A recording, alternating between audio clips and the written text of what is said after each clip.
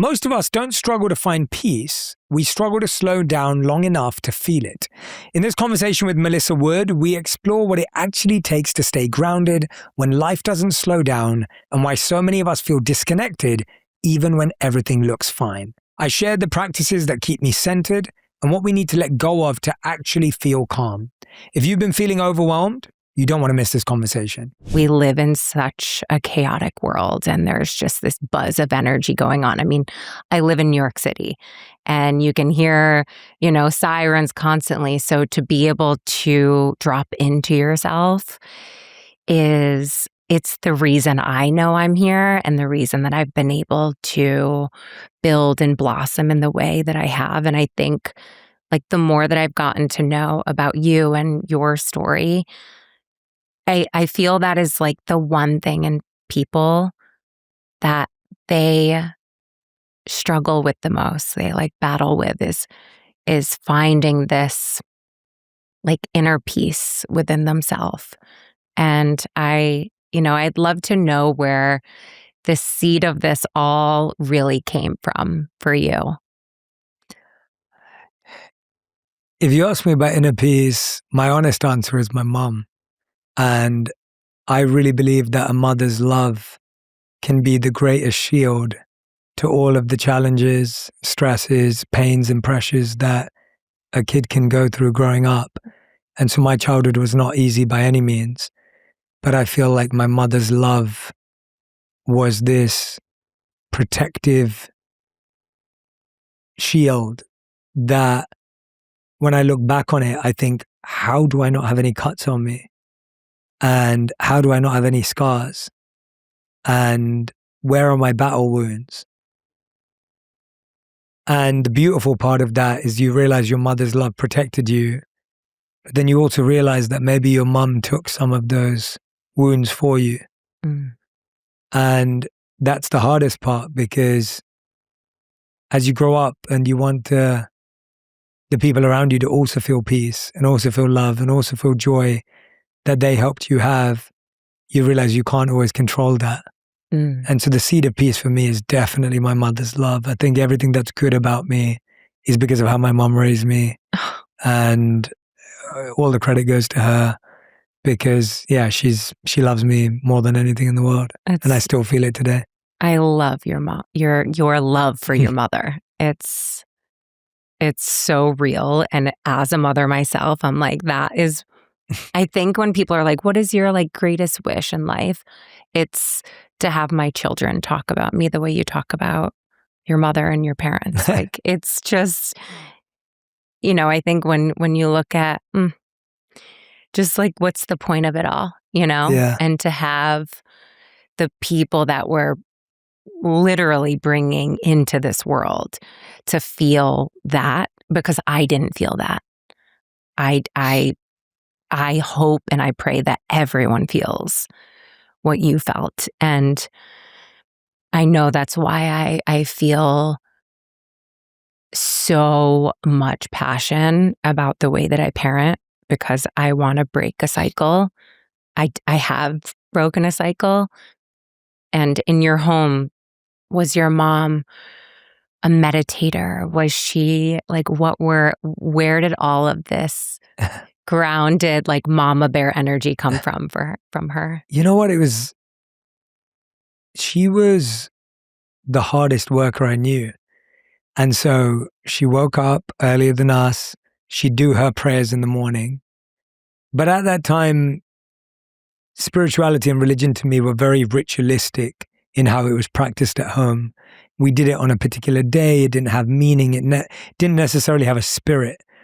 It didn't really have depth, I guess, to some degree at least. Or at least from the outside in, it didn't feel that way to me.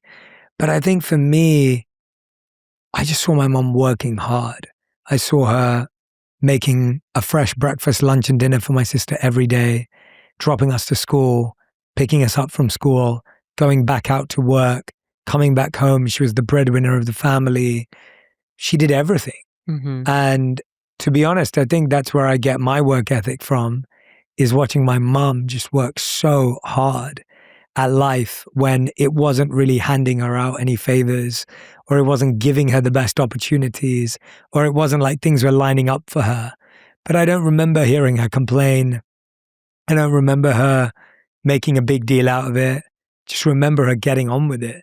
And, I think I remember once when I was going through a bit of a tough time, and I don't talk to my mum about that in that way. Our relationship today is very much, I check in with her. She asks me what I ate. I tell her I love her. And she'll ask me a bit about something that's happening in my world, which she doesn't fully understand. And it's a sweet interaction. But once I remember telling her that it was a really stressful time, and I wouldn't usually say that to my mum. This was around 7-8 years ago. And she said to me, she goes, well, you're really good at dealing with stress. And I said, what do you mean? And my mum doesn't give me pep talks either. And she said, yeah, when you were in my stomach, you went through a lot of stress. Like I was under a lot of stress. She goes, you're really good at dealing with it. And that, I remember just crying that day because I almost had no idea what she meant, but I also know what she meant. And there was so much in that coded message that she shared with me. And I felt so much strength and resilience from it, from that reminder. And at the same time felt, sadness and pain from the fact that she'd undergone so much at that time, but it gave me such a boost. And so I think it's not sometimes the peace doesn't always come from peace. It comes from knowing how to be still in chaos. And I think sometimes we're hoping that if we create a peaceful atmosphere, people will learn peace. And I don't think that's the case. I think it's giving people the skills and tools to know how to be still in a chaotic atmosphere that creates peace. And I think that's what my mom did, not consciously or intentionally, but simply by watching her work and watching her move, I was sure that that's how she got through chaos. Does that make sense? It totally makes sense. So how did you create your practice of stillness?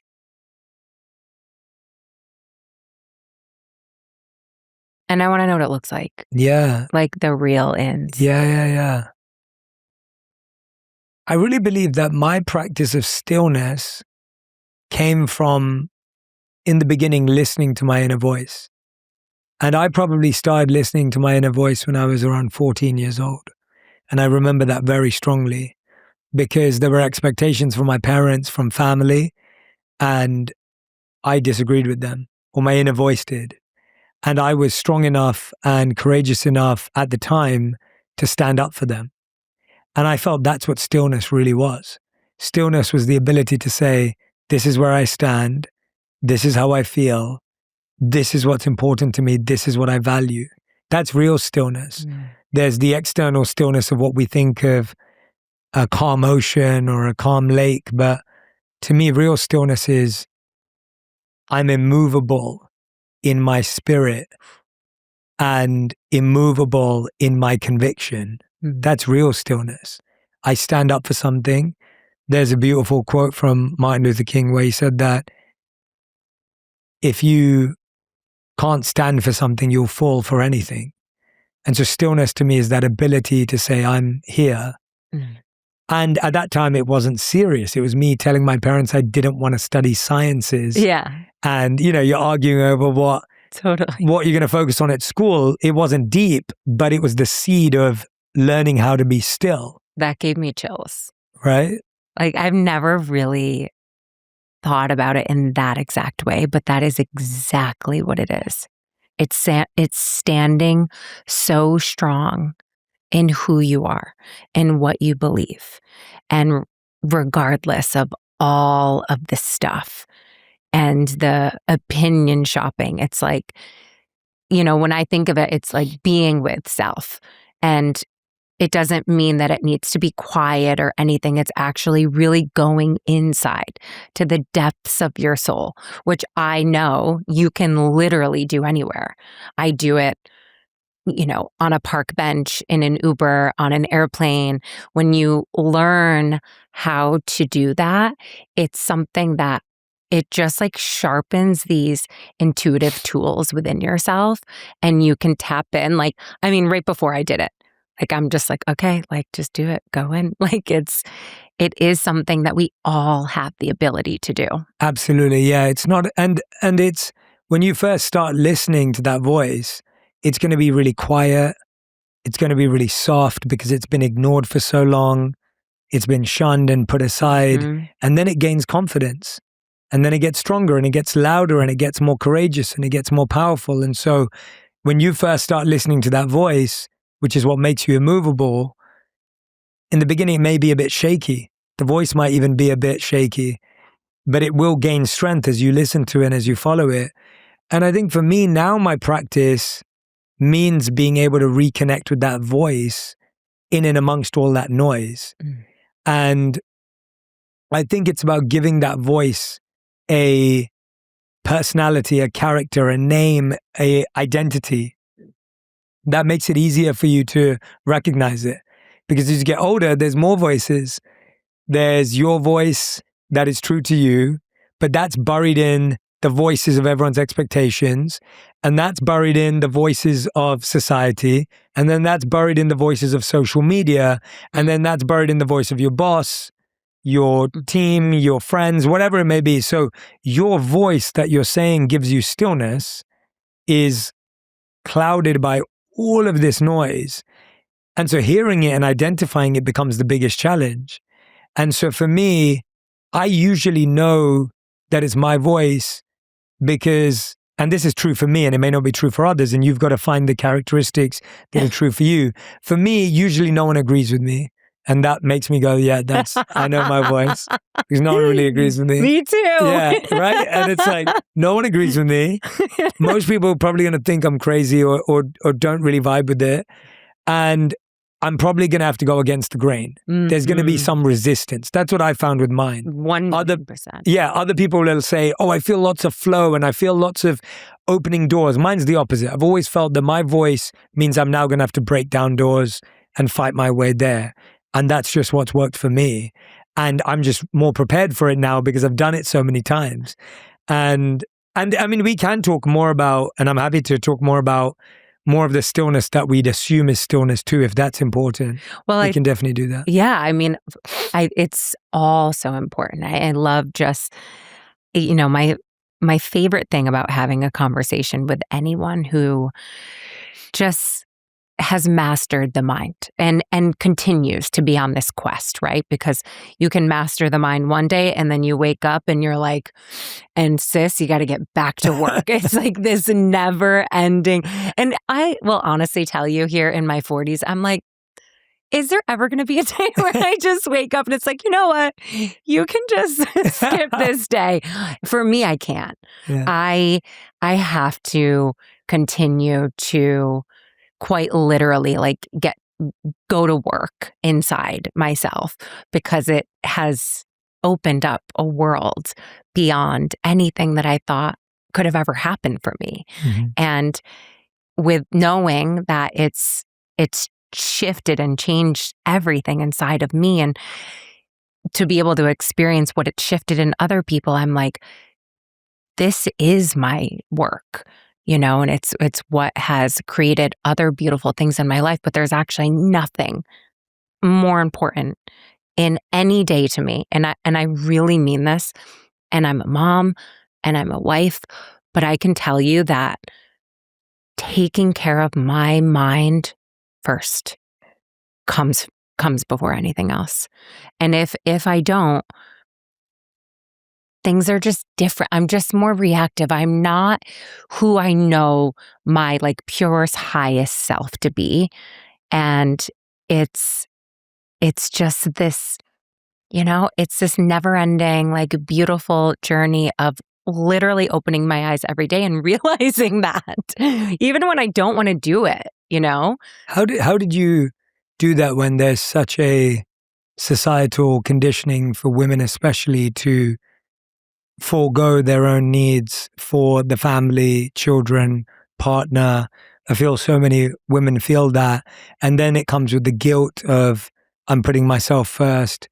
What was it for you what reframe helped you do that? Because I think so many people want that, they need it, but then the shame, the guilt, the conditioning kind of becomes overwhelming. And it's especially true for women. Yeah. way more than it is for men. Like, so where, by the way, that's true for my mom. Like when I look at my mom's life, everything I was saying, my mom sacrificed everything for being a nurturer, and I've reaped the benefits of that. But at the same time, as now an adult son, all I want is for my mom to have taken out time for herself. Right. Like that's what my wish was. So I wonder, what was the reframe for you that helped you get to that conviction of you being so clear that your mind is your first priority? And like complete honesty, it's hard to even say without choking up. It is from not growing up in a happy home that I will do anything and everything in my power to bring love and happiness and joy and fulfillment into the energy of my home. And I think when you grow up in a house where there's just mental struggles and mental illness and just mental health, it's a battle. And for me, it's just knowing that I could so easily shift in that gear. Like that is my natural state. I can go there so quick that I know I have to work extra hard. And it's not even about hard at this point. It's about this devotion. It's this daily devotion to myself, to my family, to my team, to my community, to any person that I interact with, because I know that I want to wake up and operate at a frequency that is at a vibration that I never felt growing up. I didn't really know that was what people felt at home. So it's so deep, you feel it. It's so deep in my soul that it's like I do it when I don't want to do it because of that. That's beautiful. Yeah. It's really special. Thank you for sharing. Yeah.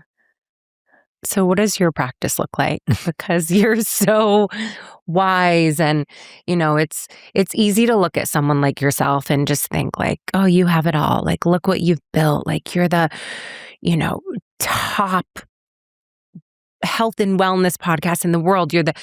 But I think when you strip back the layers of just being a human, we all have these inner struggles and these things that we're up against, and some look different for others. So what is it with you? What and how do you devote to yourself to keep coming back and just stay so connected to yourself and your purpose? One of my favorite practices that I do on a daily and weekly basis is called seeds and weeds. And so when I'm making choices every day, I ask myself whether that choice is a seed or a weed. Am I planting a seed that will one day turn into a beautiful tree and bear fruit, give shade to others, and be a beautiful place to rest? Or am I planting a weed which will eventually strangle the newborn tree in its infancy and kill all the things that are good in my garden? And that simple practice is a practice of evaluating intentions and actions. So when I'm saying yes to something, is my intention my ego? And is my action aligned with that? Or when I'm saying yes to something, is my intention joy and purpose? And is my action aligned with that? And by the way, I've made mistakes on both of those. And you only learn by planting a weed and a couple of years later feeling the weed grab a hold of it. And even if you did it unconsciously, by the way, sometimes it's not like you consciously made a bad choice. You subconsciously, you unconsciously, you unintentionally did it. But that's why it happened, to teach you, to raise to you. So now it's very clear to me that I think of seeds as purpose, love, joy, commitment, duty, responsibility, accountability. Those are all seeds. Weeds are ego, jealousy, anger, comparison, lust, illusion. These are all weeds. And we have the ability, just by pausing, to know which one we're watering and which one we're planting. And so I will visualize myself unweeding my garden of my mind. I'll literally visualize myself grabbing hold of the root of a weed and pulling it out in order to dispose of it from my mind, because that's what it takes. And visualizing myself, and by the way, I'm terrible at gardening, so I have no idea why my brain works this way. But the idea of planting a seed very deeply in the soil and making sure that it has sunlight and water and everything else that it needs. So to me, that practice has been one of the game changers in my life, because it's something that I can always be honest, and that's all that's required. So are you sitting in a meditation first? When I first started this, I would do it on paper. And so I would literally draw a line down the middle of the page, and on one side write seeds and one side write weeds. I then made a list of categories of what seeds are to me, which I just named to you, and then a list of what weeds are to me. And then I would look at the next choice. So the next deal, the next partnership, the next career venture, whatever it may be. And then I get to be honest with myself. Sometimes I would honestly put in the weed and still do it because I was being pulled, but recognizing it was a weed. And sometimes I'd be like, no, it's a weed. Can I upgrade my intention to a seed? Can it be improved? And so it gives you a real map of being able to figure it out. It's almost like looking at a garden and going, well, do I want to plant rose bushes over there? Do I want to plant, whatever else it is? And I like the idea of doing it on paper and writing seeds and weeds on either side and having a list of seeds and a list of weeds. And then looking at every choice. That's a big choice, a career choice, a relationship choice. It's almost like, am I getting into this relationship because I'm scared of being alone, or because this person is compatible with my values and vision? Am I staying in this relationship because I'm settling for less than I deserve, because I'm scared if anyone will ever love me? Or am I staying in this relationship because I believe we can make it work? Right. Every single decision, whether it's a seed or weed. Yes. But because we think of our decisions as final and fatalistic, we don't talk about them in the right way. Whereas when you think about a seed and a weed, you realize it's something that can be grown and cut. Ooh. And so all of a sudden you approach your life, you realize a seed has a long journey and so does a weed. So if you catch a weed when it's only got to 50% of your garden, you can still take it out. It's not a decision that can't be changed. I love that so much. I'm definitely going to start thinking about that when I'm like in that, when you're just like, but hold on a second. And I think the thing that I've learned in this place, when you're maybe not feeling certainty, right? Because we live in such an uncertain world. But the way to really gain certainty is to trust and to go with the thing and to give it 100% of what you have. Yes. Right? Because that's how you're going to, certainty is going to come through, whether you made the right decision or the wrong decision. Absolutely, yeah. And I don't think there is a right or wrong decision. I think there's too much pressure on making the right or wrong decision. But I think that you can choose to make something work for you and make something right if you desire to. I think the wrong decision is just a harder decision. It may come with more discomfort, it may come with more stress, and therefore we think, I made the wrong decision. But sometimes that leads you to your greatest growth and your greatest lesson. And I think as you're smiling to that, it's like, I think there's a beautiful quote that I love, and it says that I've never seen a strong person with an easy past. And it goes back to what we were saying about children or about raising someone, that by overprotecting and by over coddling, you create something weak. Yeah. You don't create something strong, because it never had to build the resilience or the strength to fight off anything that was bad for it. And so by allowing yourself to make mistakes, but then from that mistake taking strength, can transform everything. Everything. As you just said that, I feel like I've really been in this space of being so conscious of my vocabulary, because of shifting and really listening to the words that I use have really helped me realize, wow, I was holding myself back for so many years because of the limited beliefs that I was just saying every single day. So as soon as I said that, I swear to you, I was like, there's a different way to say that. But like, that's a beautiful thing, right? Because I think about all of the quote unquote, like wrong decisions, if you will, that I've made have without a doubt made me the strongest, most resilient version of myself. And also made me realize it's not, it's not, it's not wrong. It's the path that you had to take to get to the right thing for you. Right? Yeah, absolutely. I mean, as you were saying that, I was just thinking how many people downplayed their wins in order to make other people feel comfortable. How many people will complain about their day just because they know it will make other people feel better? Yeah. How many people will lie about or even make up a relationship issue they have in order to feel more relatable to everyone else? And it's really interesting how quickly we all start creating our own drama and stress and pressure in how we talk to ourselves because we think that's what makes us connect with everyone around us. If someone's gossiping or if I match their frequency, now we can connect over something.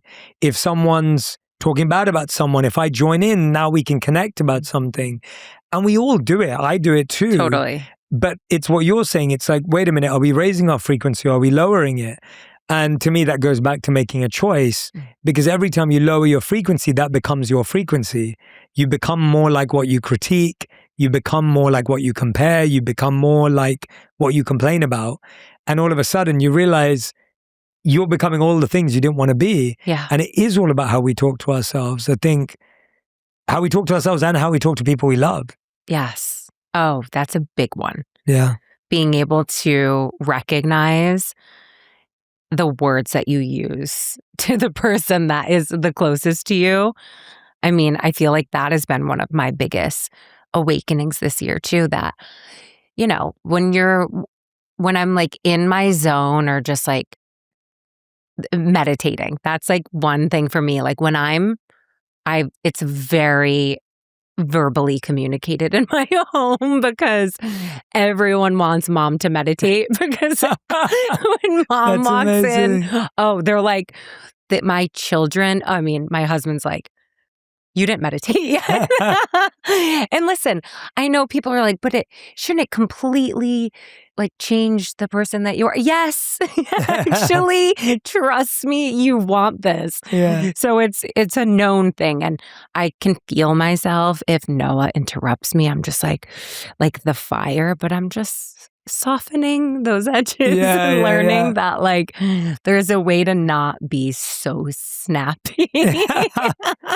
Big news, Junie just launched at Kroger and we're celebrating with a free can for you. Because most of us hit that point in the afternoon when our energy dips and our focus starts to fade. Well, that's exactly why we created Junie, a sparkling drink crafted with natural ingredients to lift your mood, sharpen your focus, and give you smooth energy, all without the crash. Now available at Kroger stores, including Ralph's, Fred Meyer, King Soopers, Smith's, and Fry's, where you can grab a free Junie on us. So head to drinkjunie.com/Kroger to claim your free can in store so you can feel better and live better. You're reminding me of an experience I had when I lived as a monk for 3 years. There was one train journey we went on that was around somewhere between 2 to 3 days. It was a journey from North India to South India. And when you're a monk, you travel generally by train, especially when you're in a country. And with a backpack, right? Like with a backpack. Tiny little. Yeah, totally. And it takes like 2 to 3 days to get to the south. And we were going on a pilgrimage. And so I get on this train and, I'm born and raised in London. Like the tube in London is amazing. And the trains in London are amazing. And the trains in India, when you're a monk, there is no such thing as coach. It's like whatever's less than coach. And I'm not kidding you. I got on this train and I went to use the restroom. And for anyone who's been to India back in the day, and that train still had it that way, the bathroom is not a toilet that you'd find in a Western home. Right. It's a hole in the floor. I've heard. And I walked in and it was the whole bathroom and the train was so filthy. We just got on the train. It was so filthy that I decided to fast for 2 to 3 days because I didn't want to use it. I just didn't want to go in there. So I'm on this train and the train's chaotic. I thought I had a seat, but there is no assigned seating. Everyone's sitting everywhere. There's people sitting on the floor. There's people sitting on the chair. And I told my monk teacher, I said, I think when we stop, because it was a long haul train, the stops would be like 10 minutes, 15 minutes, 20 minutes at a station. They weren't these quick stops. And so I said to him, I said, you know what? During the next, time on this train, I'm going to get off the train, meditate somewhere near the station, and then jump back on the train. And I just want you to know that. And he asked me why. And I said, well, because it's more peaceful. Like I would jump off and I'd find somewhere in the corner of a station. I'd say it's more peaceful than the train because the train is just chaotic. There's people everywhere and there's nowhere to sit. And he saw me do this a few times and then he sat me down and he said to me, he said, Jay, do you think life is going to be peaceful like the stop or chaotic like the train? And I said, I think it's going to be both, but I think it's going to be more like the train. And he said, yeah, that's why you need to learn how to meditate on the train. And it was just a really great lesson because that idea of just, I was looking for peace to create peace. And his point was, don't look for peace to create peace. Find peace in the chaos because then you've really found peace. And so I remember meditating on that train in the middle of crowds, people getting on and off, people sleeping where I was meant to be sitting. And that's what's given me the ability to, what you were just saying, to meditate in the back of an Uber, to meditate on a plane, to meditate wherever you are, because that's the skill you were trying to develop. And so I think sometimes when I'm being disturbed during meditation, I see it as the best thing that could happen because that's the test of, can I really lock in? It's so true.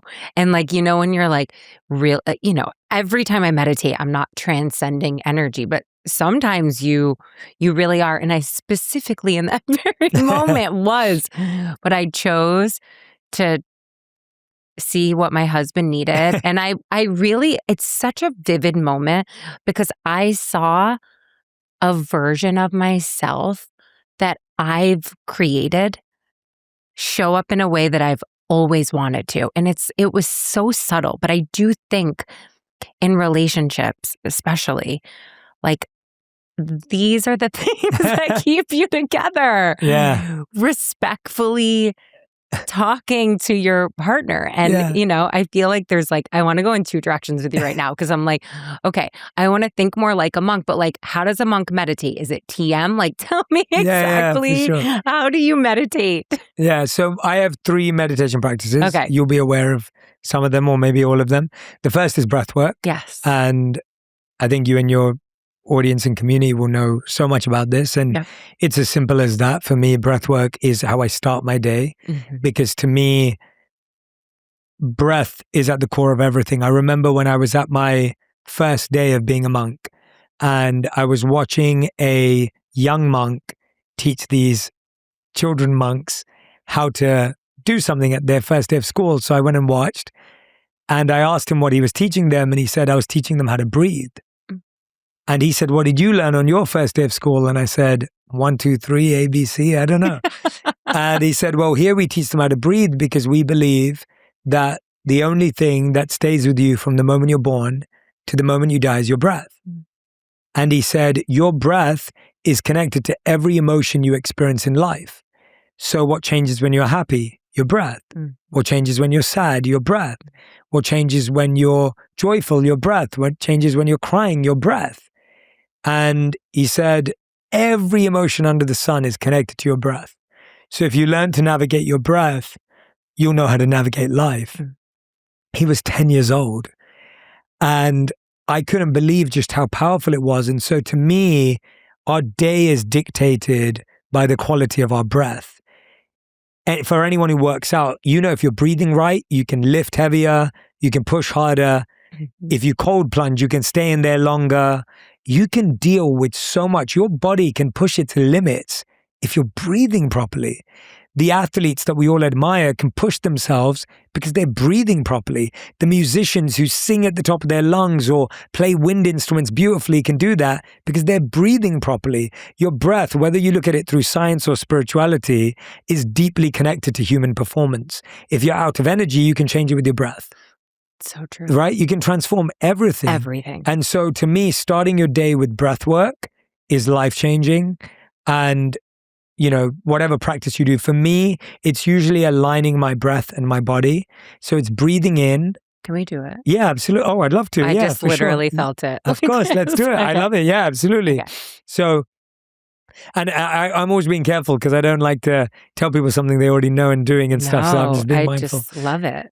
So what I like to do is, what I find is when you wake up in the morning, we all experience one of two things. Your body's ahead of your mind. So your body's running around and your mind is saying, I wish we were still in bed. Or you're experiencing the opposite. Your mind is racing around and your body's saying, I wish we were still in bed. So this practice aligns your body and mind. You're now bringing them both together so that they can be collaborative partners for the day, rather than live in this stress and tension the whole day, competing for your energy and your attention. And so it's as simple as, we're going to take an inhale. I'm going to count. And we're going to inhale for a count of 4, and we're going to exhale for a count of 4. It's as simple as that. And the goal is to align your personal pace of counting for your breath with your breath. So you're aligning your breath and your body.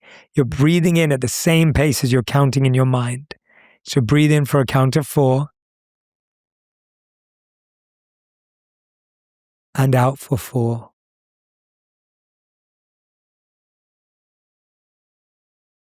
Inhale, 2, 3, 4. Exhale, 2, 3, 4. Remember, in your own pace, at your own time. Inhale, 2, 3, 4. Exhale, 2, 3, 4. Aligning your breath and your body, not letting your mind run ahead or your body feel like it's being left behind. The goal is not to do this for as long as you can or as expertly as you can. It's to inhale at the same pace that your mind counts and exhale at the same pace that your mind counts. One last time. Inhale, 2, 3, 4. Exhale, 2, 3, 4. And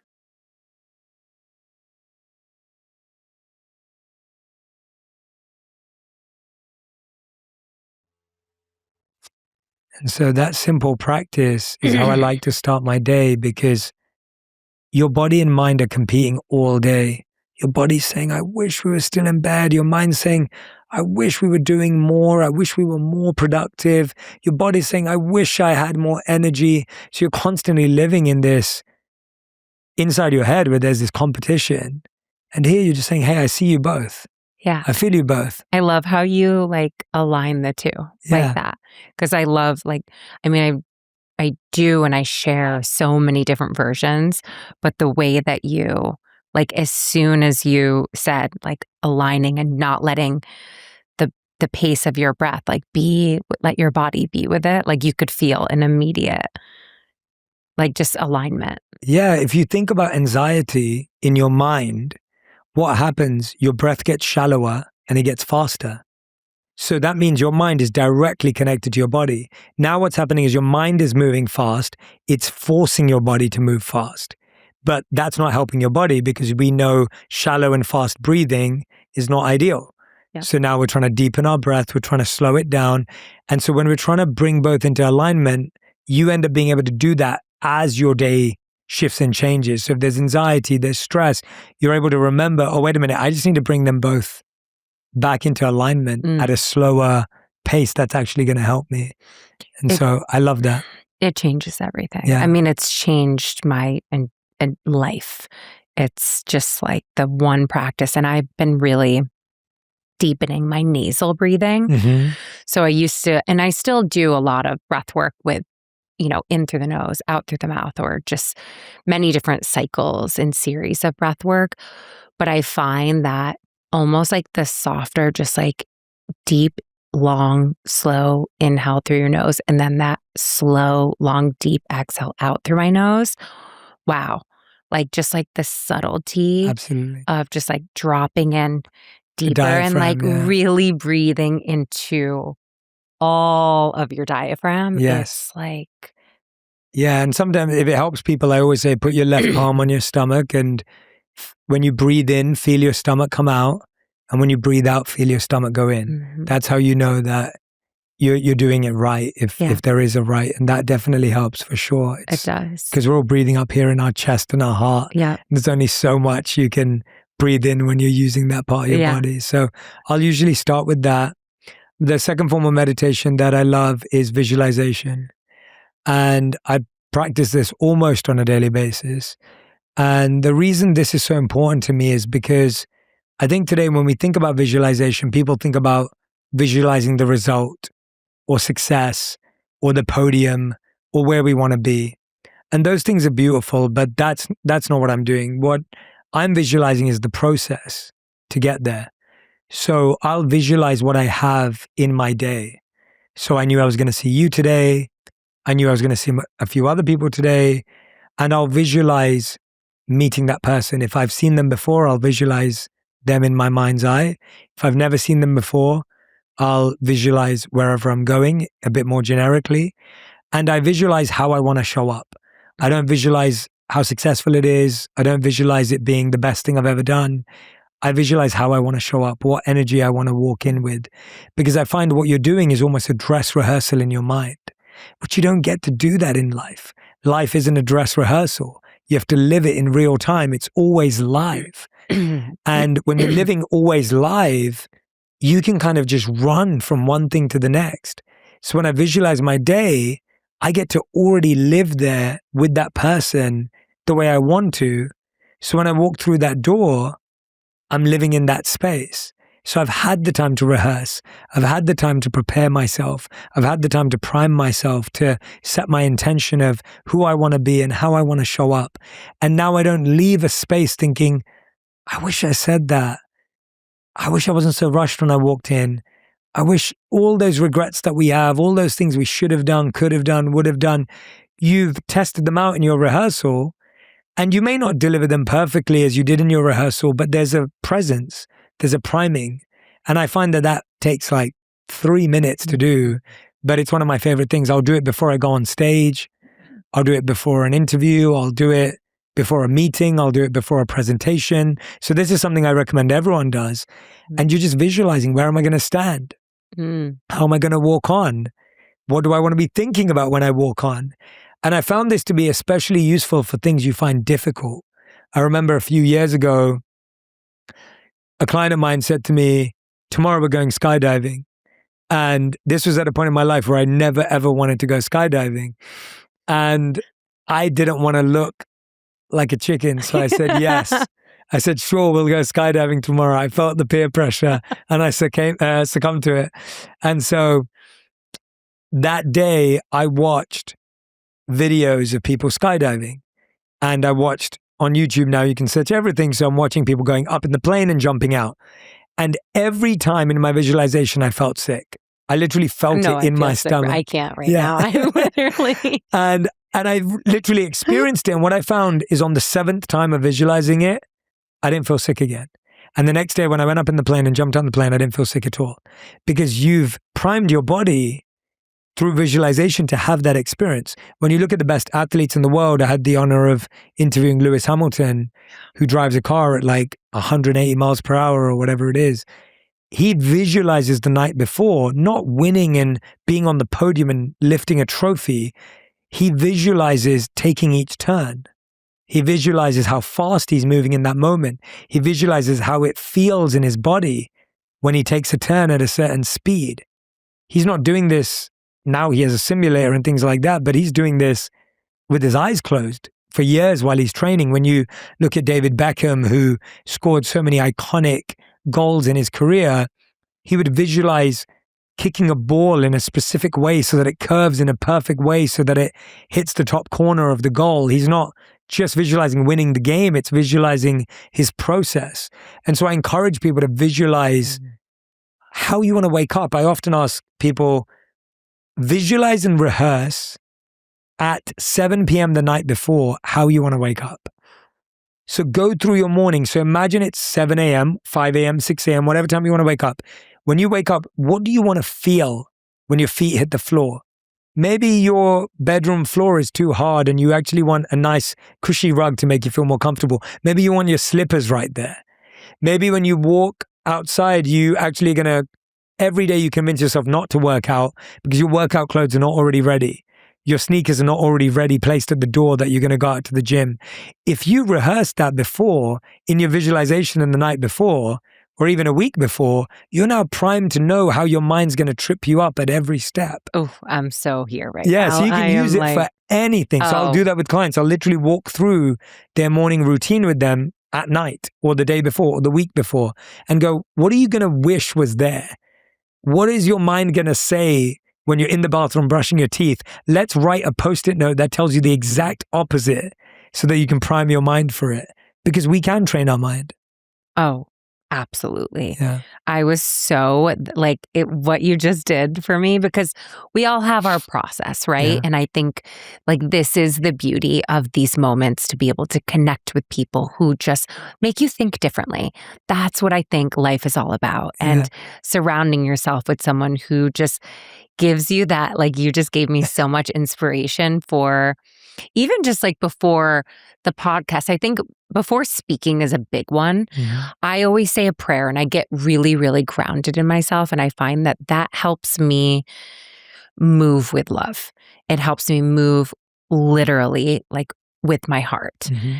And I felt like what you just painted, because it was so vivid for me, that can help you just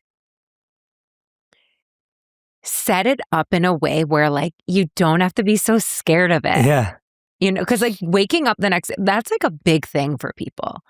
Getting out of, I think that's the hardest thing in the world for people to master, is getting out of bed earlier than you want to. Mm-hmm. And you have to rehearse it when you're not getting up. Because when you're doing it in the moment you're getting up, your mind's going to beat you. Because everything you didn't spot because you didn't rehearse is now going to come at you, whether it's the thought in your head. So the first thought in your head is, I'm going to snooze, right? Remove the ability to snooze. Keep your alarm clock on the other side of the room. Mm-hmm. Now you knew that the night before, so you set it up. So the next morning you had to wake up to turn it off, right? So you figured that out. So you're not losing in the morning to your mind. You're actually winning and owning your mind and getting that. So that's my second practice of visualizing. And then the third practice, which is the longest part of my practice, is mantra meditation, which is the repetition of sacred sound. Mm-hmm. And so in the Vedas and the teachings of the East, sacred sounds are considered to have frequency and potency to connect you to your higher self, to connect you to source, to connect you to God and divinity. And those names, those words, they're almost like affirmations. They just happen to be in Sanskrit, which is an ancient Indian language, one of the oldest languages in the world, if not the most. And that connects you back to the beginning of creation. So when you think about, when we hear the word Om, which everyone's so familiar with today, Om is considered the starting syllable of the universe. It's considered to be the first ever sound that existed. And so when you're chanting that mantra, which many people do, that mantra reconnects you to that inception, to that beginning, to that moment. And so there's the way I like people to think about it is, when you hear certain music, it makes you dance. When you hear certain music, it makes you cry. When you hear certain music, it makes you nostalgic. Sound takes you back, and sound reveals images. When you hear a song, you can remember a party you were at. You can remember a moment you shared with your partner, a moment your child was born, whatever that sound does. So when you speak or listen, you can then visualize, you can see, you can experience. And the name is the beginning of that. And so I'll practice mantra meditation as the core part of my practice. And you say like, It will or be, is it internal? It's loud enough so that I can hear it. So you're putting a sound down. Oh no, I'll repeat it with my own. Okay. I'll repeat it with my own lips, and it can be different names. There's so many different names in our tradition of Krishna is the name for the divine, which is the name of the all attractive. Rama means the reservoir of all pleasure, which is another name for the divine. And so these are all beautiful names that could be repeated and that connect you to that. And what you're basically saying is, use me in your service. That's the request of the prayer is, use me in your service, use me to do your work, make me a true vessel and instrument in your hand, and allow me to, experience you every moment of every day. And that's the real request, the real intention behind it. Have you visualized yourself before you got to where you are today? Like, have you known that this was going to be your power and your strength?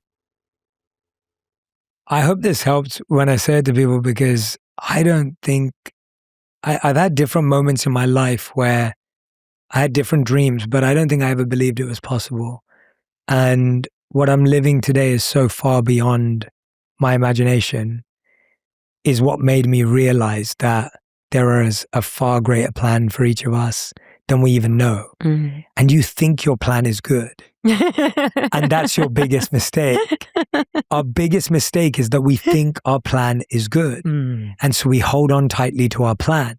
And when life doesn't go to plan, we think it's going wrong, not realizing that there is a far greater, far better, far more profound plan that exists for us. But you only get it if you let go of yours. So at one point, my master plan was to live as a monk for the rest of my life.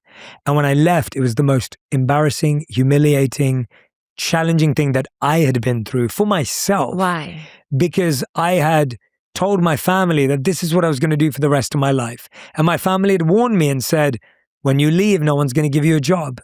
When you leave, it could be the worst decision you ever made. You're going to waste 3 years of your life. You're going to be behind everyone else, whatever it is. And when I left, I felt that all of that was true.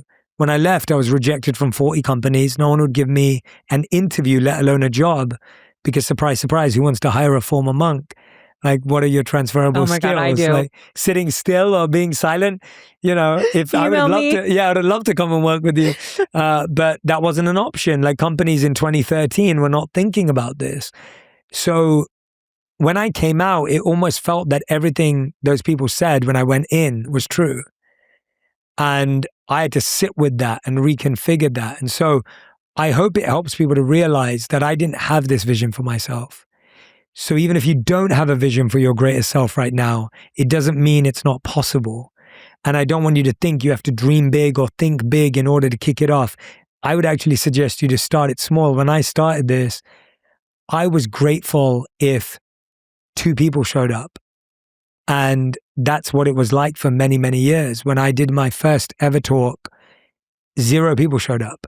And then the second time I did it, 0 people showed up. And I just practiced my talk in an empty room.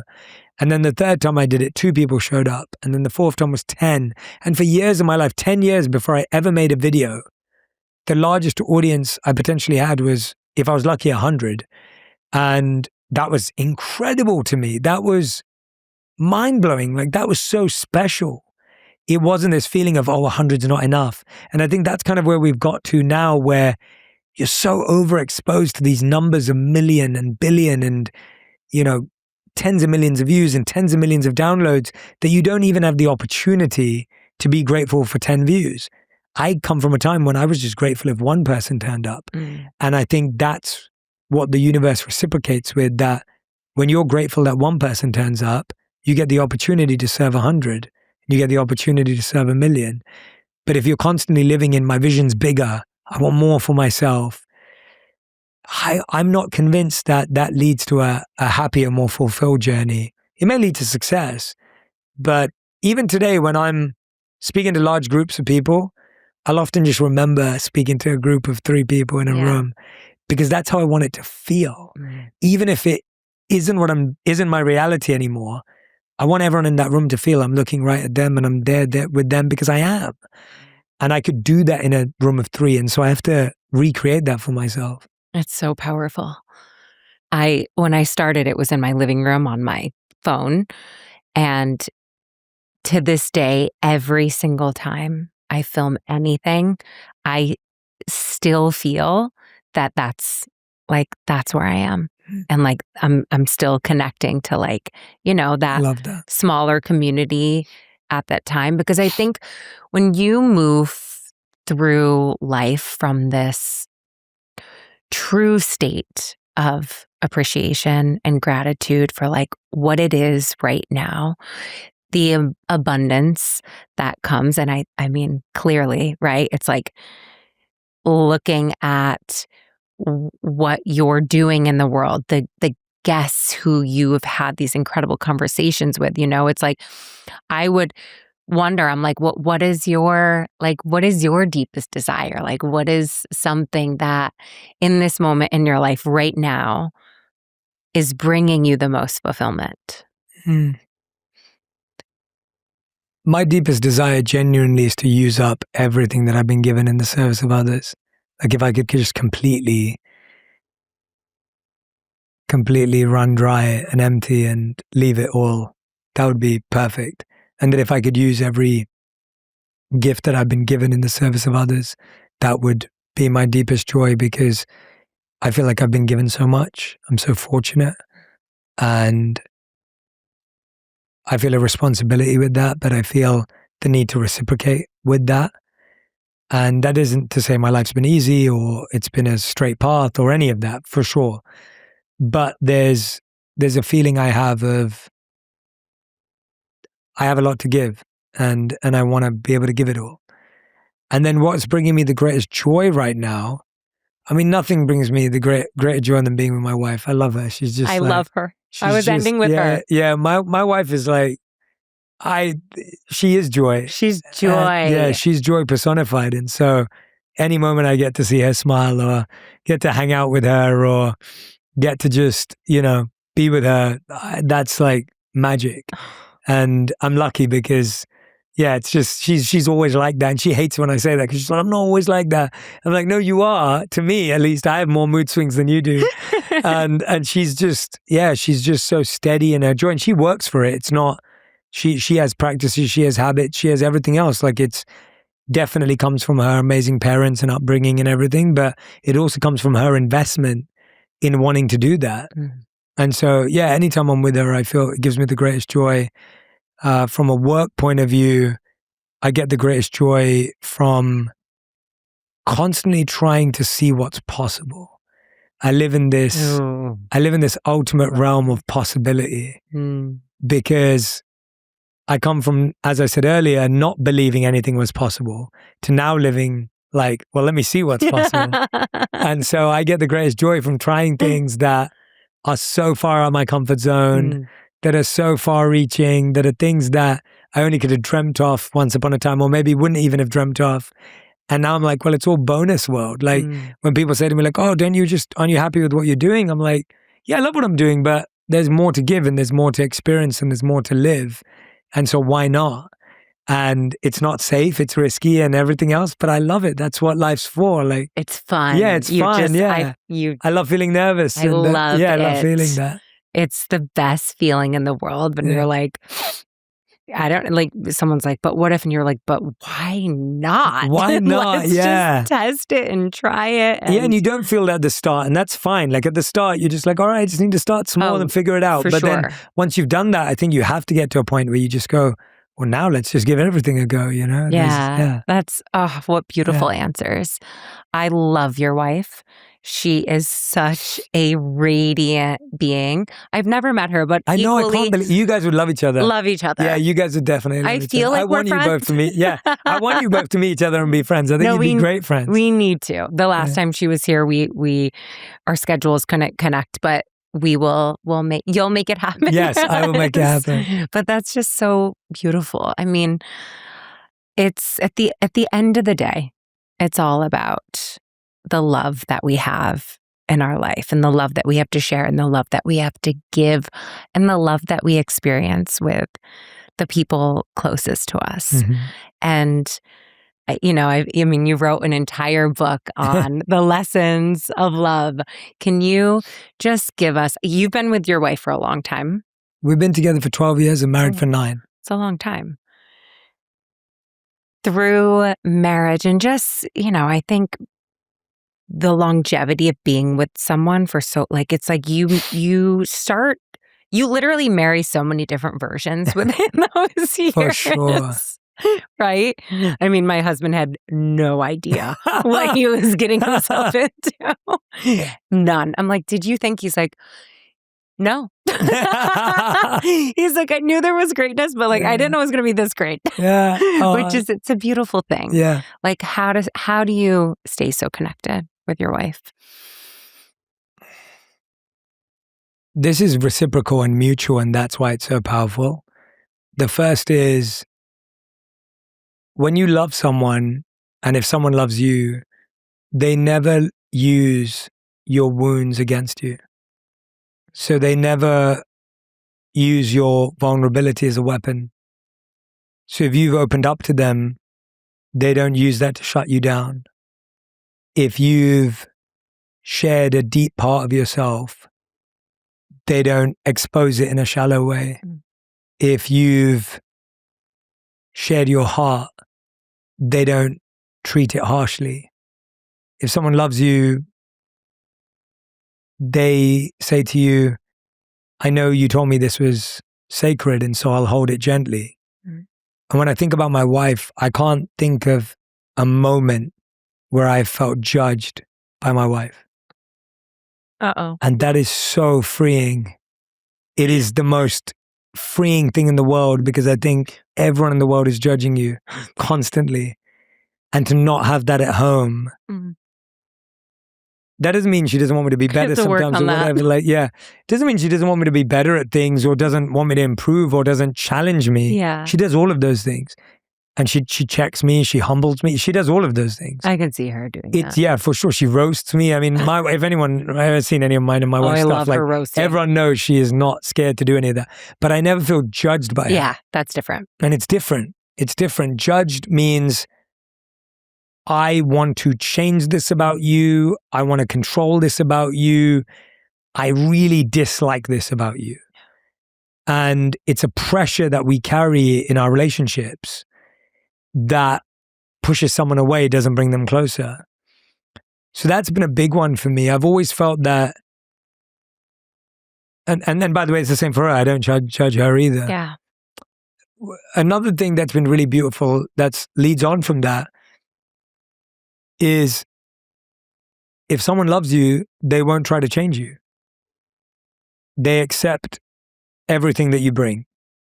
They may not love everything, but they accept it.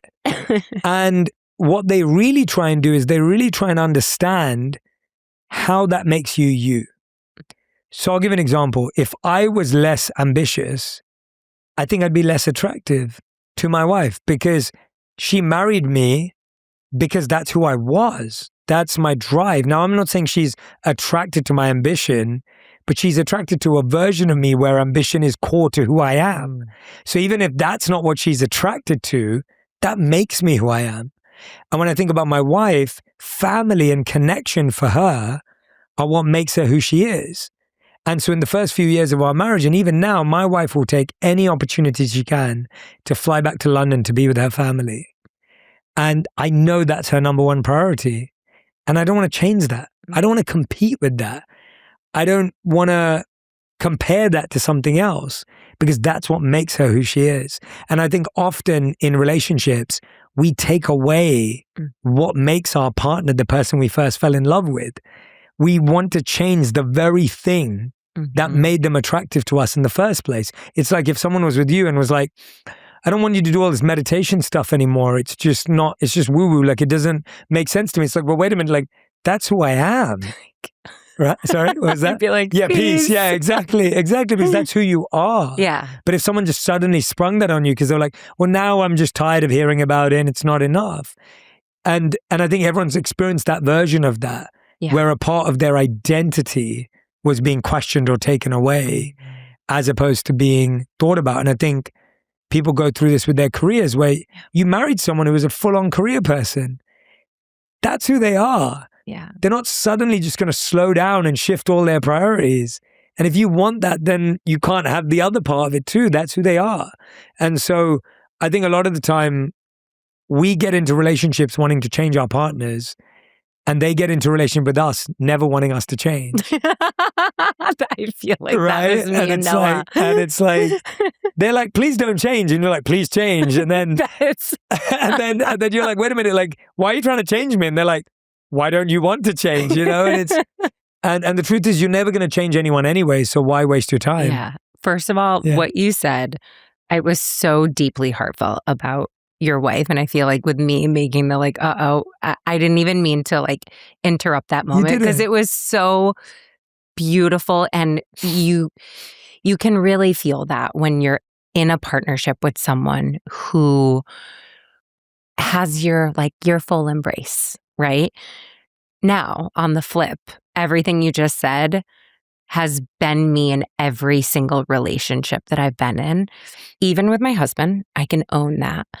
However, through my own transformation and being able to like see my stuff and to see that control is something that has always stood in the way of everything for me, and really surrendering to it. And like, you know, I'm in wellness. I married someone in nightlife.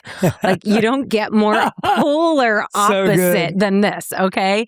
And, you know, here I am and I'm like, well, why aren't you meditating and you're staying out so late? And then you do have to have these moments where I'm like, well, I knew this. Yes. So what you just said, I wanted to change him. He didn't want me to. And then I blossom like this butterfly.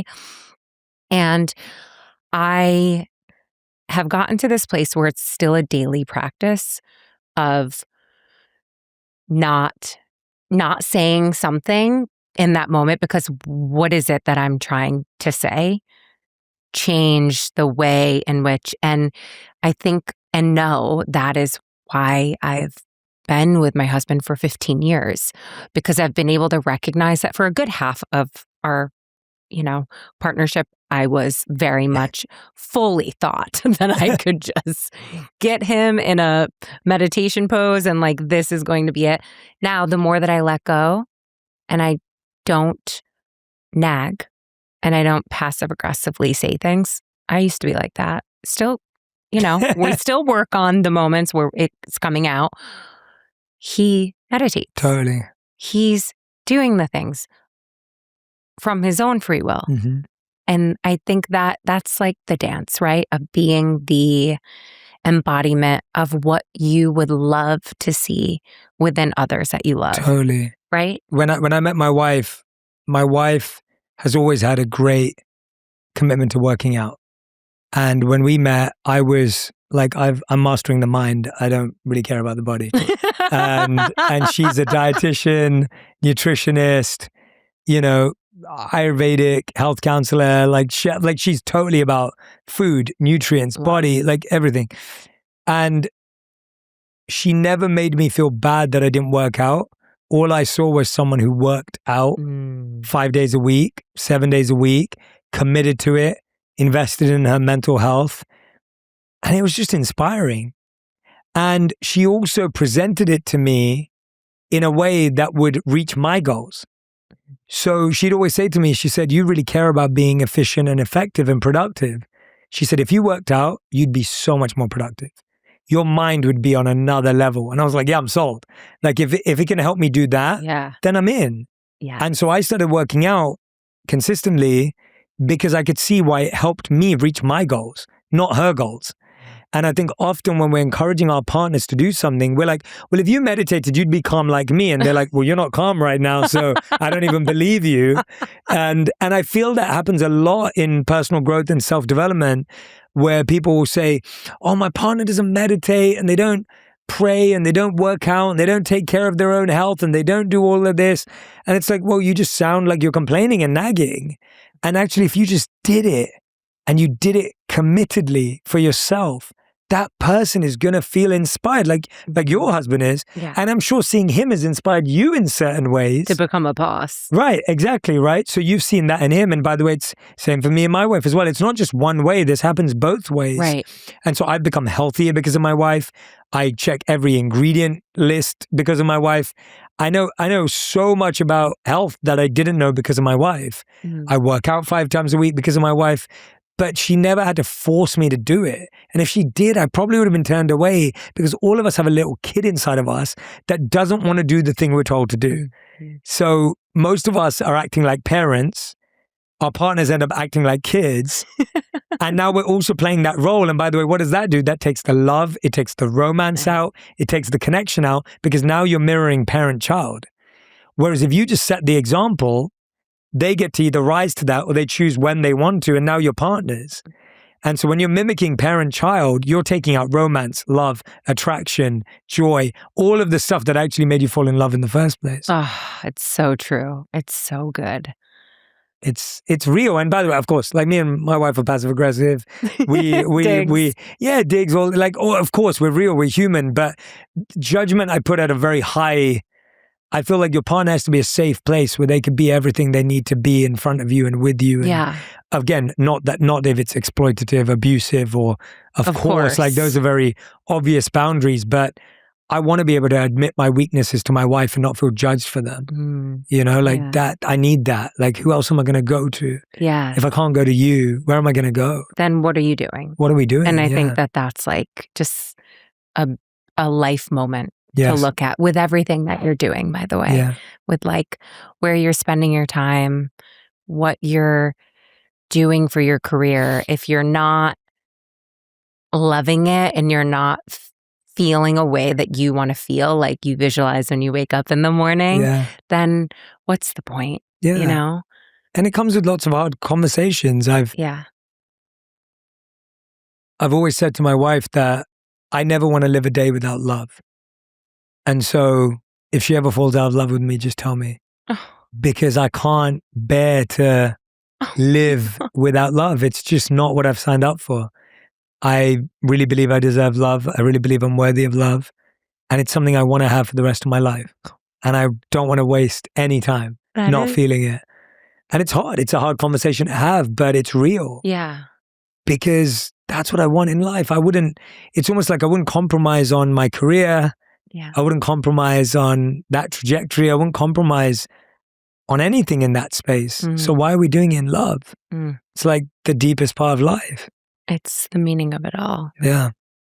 Well, Jay, I have to say, you meet so many people in this space and you are just one of those humans that when you can like sit in a room with you, some people it's like, and I absolutely love everything you're doing, but you, I'm just like, you're even better. If it could even be like, you're just so, no, I really mean that. I loved this conversation. And whenever I think about a guest, and I don't even love outlines and things because I really want it to be what happened here today.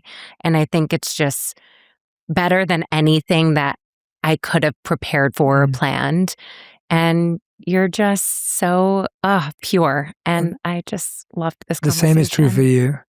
And I'm not just saying that because we're here, but when you're running around doing lots of this stuff, there's very few people that just have the ability to make everything slow down. And you do that. And I felt that sitting with you today, I want to do this with you offline lots more. Yeah. And I don't know. Yeah, I just feel like you were able to create an energetic space and force field around us today that I've definitely felt just being with you here. And it's just such a genuine, sincere, calming place to be in. I felt so natural and comfortable and raw and vulnerable in a healthy way. And it's a beautiful energy that you've crafted and curated here. So thank you for doing that. And thank you for giving me this opportunity. And how lucky are we that we get to do this and call it work. And thank you to everyone who's been listening all the way up until now, if you're still listening, because, you give us the opportunity to do this. I feel so grateful that people care to listen and care to connect. And yeah, and I hope this has reminded you that what's planned for you is way greater than your plan. And sometimes just taking a tiny, small step forward is enough. Yeah. And that we're all human and still figuring it out, me included. I haven't got everything figured out and not everything's perfect, but just trying to plant more seeds. That's all I'm trying to do, and watch out for those weeds. So beautiful. You planted such a seed in me today. You just posted something on Instagram and I was like, oh, hold on, he's going to 15 places. And then I swiped and you're actually going to how many? Because I was 15, like, how 15. are you? Is it 15? Yeah, you're right, 15. Yeah, you're Is right. it? Yeah, it's 15. Okay, because I was counting and then I was like, did I get lost? Like, how are you doing all of this? No, 2 years ago, we went on a world tour and nearly did 40 cities across the world. 40? Yeah, this is 15 across North America and Canada. And I'm so excited because I feel like, it's been 6 years of On Purpose. Millions of people been listening. Hundreds of millions of people have been listening. And I feel like we're seeking community and connection right now. And I'm excited for the feeling people are going to have that you're going to walk into a room full of thousands of people, which can usually be anxiety-inducing or challenging. But everyone there is listening to the same podcast. And you're going to have something in common with everyone sitting next to you. And sometimes that doesn't even happen. That doesn't happen in many places. I think podcasts are really special in that way. Yeah. That you look left and right and you'll be able to ask someone, what was your favorite podcast? And everyone will have an episode or a time of the podcast that helped them. And the fact that I get to tour the podcast, so I'll be interviewing 15 surprise guests in 15 cities. I'm so excited for it. So in New York, we're at the theater at MSG. I'm coming. Yes, I would love for you to be there. I'm coming. Definitely, please come and join. In LA, we're at the Greek Theater, and then we're going to Chicago, Vancouver, Toronto, Dallas, Colorado, Miami, Dallas. There's San Francisco. San Francisco's on the list. Seattle, Chicago. Boston. Yeah. I mean, is there anywhere you're not going? Oh yeah. I know. Well, I will try and do more, but we're starting with these 15. It's incredible. You're such a powerhouse. And I'm excited for people to feel this. Yeah, we find a feeling. Because there's just like, it's different. It's a vibration. Like you leave feeling shifted. Yeah, I'm excited. I'm so excited for you. Congratulations. Yeah, can't wait to see you there. I'm coming. Yeah, love to have you there. Amazing. If you love this episode, you'll enjoy my interview with Dr. Daniel Amen on how to change your life by changing your brain. They don't do things until someone's mad at them to get it done. They need stress in order to get stuff done. And that just makes everybody around them stressed.